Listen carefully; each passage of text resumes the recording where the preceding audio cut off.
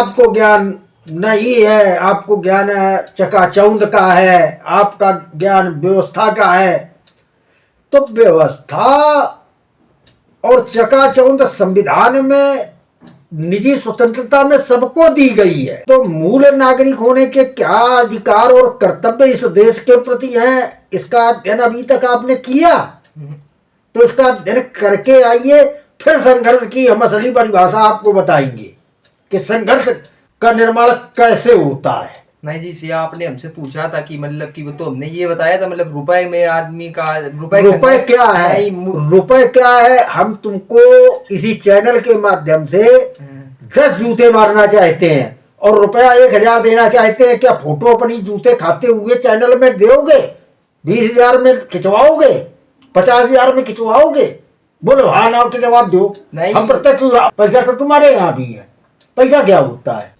व्यक्ति का सामर्थ्य, व्यक्ति का ज्ञान, व्यक्ति का अनुभव और सकारात्मक काम करने की सोच और समाज का सृजन करने का सामर्थ्य व्यक्ति को आगे बढ़ाता है। आपकी बात बिल्कुल सही है, पर ये सब बातें रह गई हैं। चाहे जहाँ भीड़ भाड़ देखे, बिना पैसे कोई काम नहीं है। आज के युग में यही सत्यता, यही हकीकत है। और तो आप उस मार्ग में हैं, हमारी शुभकामना है।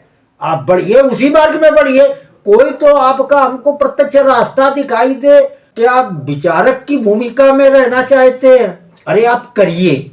आपको जो मार्ग उत्तम लग रहा हो, और हर मार्ग का संविधान में एक दायरा लिखा है कि आप ये काम समाज में करेंगे तो संविधान के तहत आप ये सुख लेंगे। नहीं, वही तो हमने कहा, धन का मतलब ये तो एक तरफ एक ईमानदारी की है, एक मान लो वो तो नहीं ईमानदारी। तो वही तो हमने कहा सबसे बड़ी दिक्कत यही है कि रुपए, ये दिक्कत है इस उम्र में हमें कमाना। रुपए हमारी बड़ी सबसे बड़ी दिक्कत है कि अब उस उम्र में हम आ गए हैं कि हमारे सबसे मूल अधिकार है रुपए कमाना। हमारा ये उद्देश्य नहीं होना चाहिए। अगर हमें रुपए कमाना ना ही है, क्योंकि धन लक्ष्मी माता जो है वो धर्म से भी कमाना है, एक तो न्याय से। हमारा कहने का भी उद्देश्य यही है। सबसे बड़ी समस्या की धनन की कोई समस्या नहीं होती है और धनन का कोई वजूद नहीं है। मैं बड़ी जिम्मेदारी से कह रहा हूँ कि धनन का कोई वजूद नहीं है। धन का वजूद जीविका चलाने में है। हाँ, बस धन का वजूद क्या समाज में दिखाने में है। हम धनवान हमने देखे हैं जिनकी स्थितियां और परिस्थितियां हमको मालूम है। सा उदाहरण मैं बता सकता हूँ, पर चैनल में किसी की निजता पर बोलना उचित नहीं है।